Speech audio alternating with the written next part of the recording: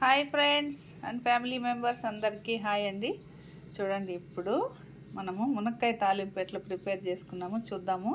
చూడండి, కొద్దిగా సాల్ట్, పసుపు వేసి ఉడకబెట్టి పెట్టినాను. ఇదిగో 2 ఎర్రగడ్డలు కట్ చేసి పెట్టిన, తెల్లగడ్డ దంచి పెట్టినాను. ఇప్పుడు మనము ఎట్లా ప్రాసెస్ చూసేద్దాం రండి. స్టవ్ వెలిగించుకున్నాము, ప్యాన్ పెట్టేసినాను, ఆయిల్ వేసేద్దాం. ఇప్పుడు ప్యాన్ వేడెక్కింది.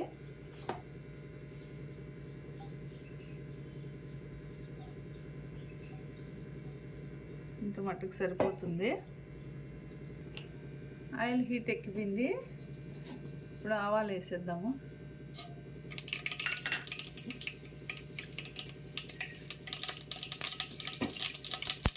కరివేపాకు వేసేద్దాము.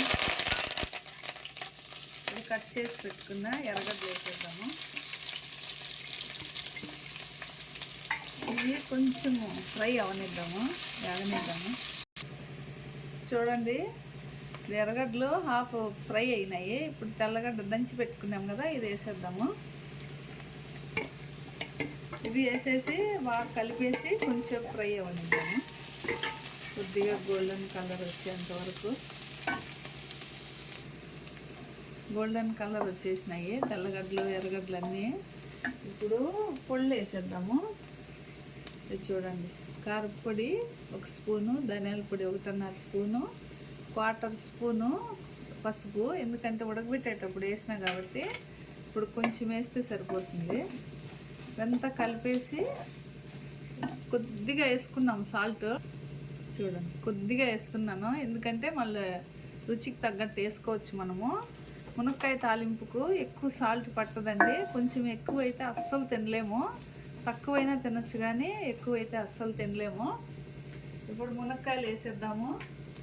ఉడకబెట్టి వంచి పెట్టినాను, ఇలా వేసేసి బాగా కలిపేద్దాము. ఇప్పుడు బాగా కలిపేసినాను. మూత పెట్టేసి కొంచెంసేపు స్లో ఫ్లేమ్లో మగ్గనిద్దాము. ఎందుకంటే మనం వేసిన కారము అవంతా మునక్కాయకి పట్టాలి కదా, అందుకని కొంచెంసేపు మూత పెట్టేద్దాము. చూడండి, బాగా మునక్కాయలు మగ్గిపోయినాయి, మసాలా అంతా బాగా పట్టింది. ఇప్పుడు వేయించి పెట్టుకున్న శనగ్గింజల పొడి, ఇది ఇందులో ఏం లేదు, ఓన్లీ శనగ్గింజలే.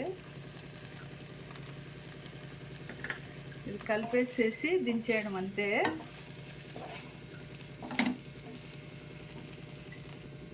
అంతేనండి, తాలింపు రెడీ అయిపోయింది. రండి తినేద్దాము మునక్కాయల తాలింపు.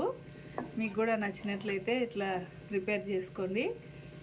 Thank you for watching my channel. Video నచ్చినట్లయితే సబ్స్క్రైబ్ చేయండి, షేర్ చేయండి, లైక్ చేయండి. Bye bye.